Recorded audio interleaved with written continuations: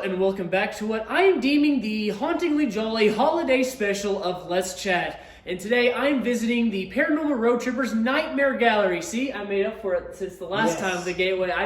And joining us today is the owner, operator, curator of the newly established... sorry, there's just a lot of words. I'm just saying.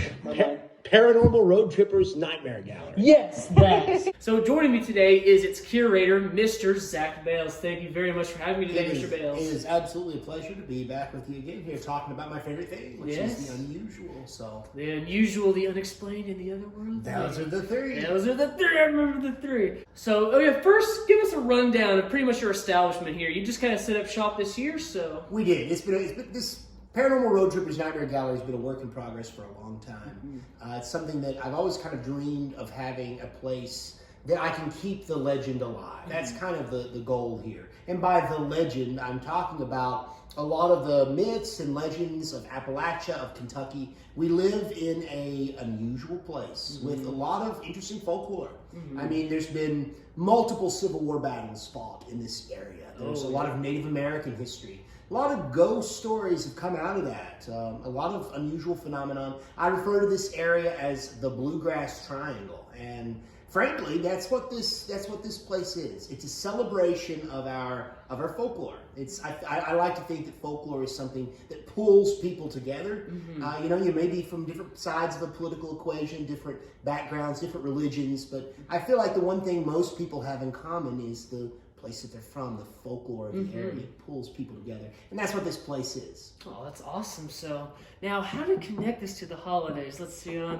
Just the other day, you had a bit of an interesting event with a very nefarious visitor, I guess you could say. That is true. That is true. We opened in August, but we try to have different events every other month or so. And this month, December, we thought what better way to celebrate the holidays than to bring back kind of the scary side of Christmas with Krampus. Krampus. Now, can you detail who that character is exactly?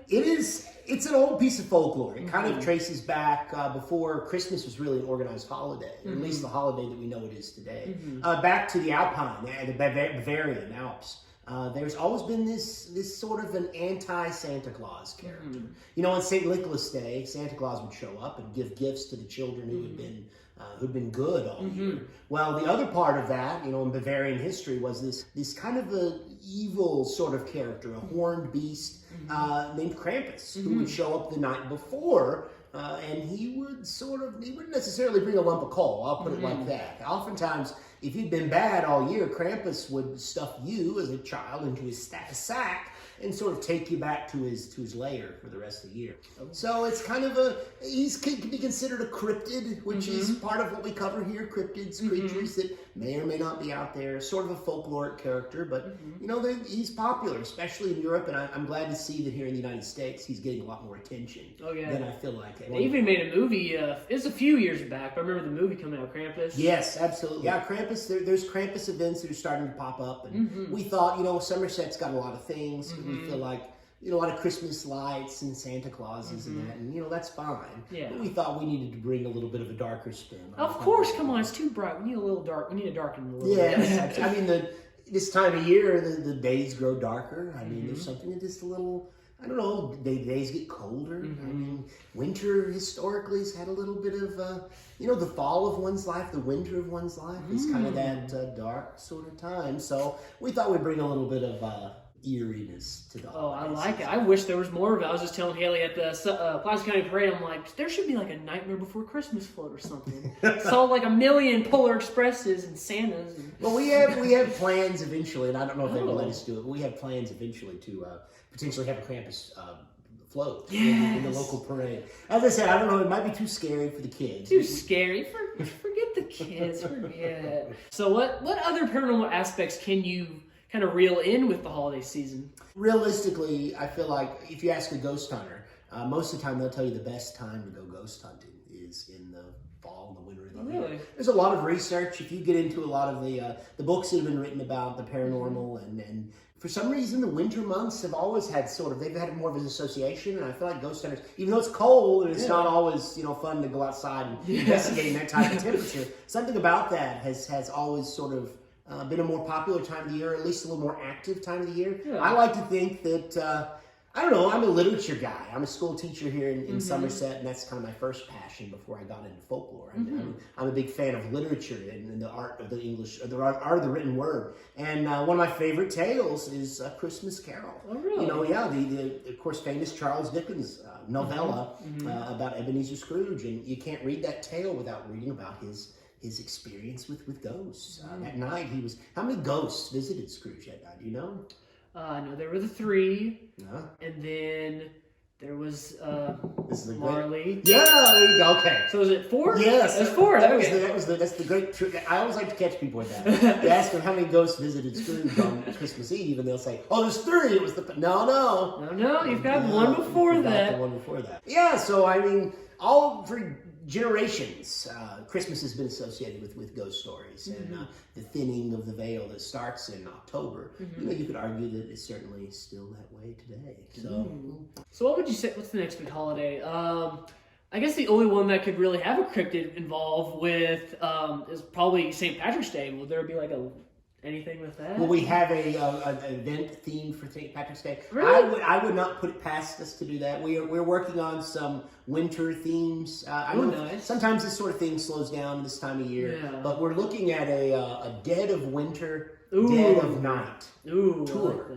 I like that. Since we established this place in August, we've had so many people come in here and they say, "You know what would make this place better?" And I'm always looking for suggestions. So I said, "Well, what?" And they say, "I wish the lights were out. I wish it was late night, lights were out, candlelight in here." They said that would make this place maybe a little spookier. So I'm always looking for ideas. So that's kind of the next thing we're working on is a dead of winter, dead of night, candlelight tours. Maybe don't start after the sun sets and sort of maybe even 8 to midnight, sort of a special night. We're not going to encourage people to bring their own flashlights. We're going to have a couple candles in here. That'll be good. Keep the phone away. Keep the phone flashlight. Exactly. Try to tell some ghost stories the way they're supposed to be told, which is under candlelight. That's our next big event. But as far as cryptids and that sort of thing associated with that, I'm not sure. But yes, St. Patrick's Day certainly we're looking into possibilities. I feel like these types of museums are only as good as the events. You know, I feel like events, getting the community involved, trying to draw in crowds of people. People like being scared, but more than that, they like being scared with other people. So the more people you can get to come to these events, I feel like we're accomplishing what we set out to do. Oh, that's awesome. I'm trying to think of a parallel to Misery Loves Company. What would you say? You're the literary one here. Well, I mean, you took it right out of words. I mean, no one's miserable here, but I mean, final big question here. Your career could be on the line for this one. Okay. Is Santa real? Is Santa Claus real? I don't want to say he's not real. I mean, I feel like anything's real as long as you believe. Oh, that was so cheesy. I mean, I love it. Isn't that what we say about most everything? I mean, Santa Claus, but Bigfoot and everything else we deal here. You got a lot of people who say it's not real, but then I challenge them to come in here and tell and for them to come, for someone from the community to come in here who does not believe in ghosts or Bigfoot or some of these other entities, to come in here anytime that we have a crowd, and we get people coming here all the time who come in here, and if you tell them what they saw or what they experienced is not real, I have a feeling they will set you the record straight. They'll tell you what they see, because they're believers, and I don't know, belief is it's an interesting thing. So it's a fun thing, it seems. It's a fun thing. Yes. It gets you through, really. I mean, belief it's hope. I mean, that's what belief is to me. It's hope. And I feel like if there's anything our world needs more of at this point, I mean, we've been through some dark times the last few years. The one thing the world needs more of is hope. So, Christmas, going with the Christmas theme, you see hope everywhere. Well, so I hope Santa Claus is real. I hope he's out there and for everybody, for all the kids at heart. Oh, that is a perfect way to end that. And with that said, I want to thank you very much again for inviting me here into this hauntingly amazing place. Well, thank you so much for coming. It's always a pleasure. Always a pleasure. And just remember, you better be nice,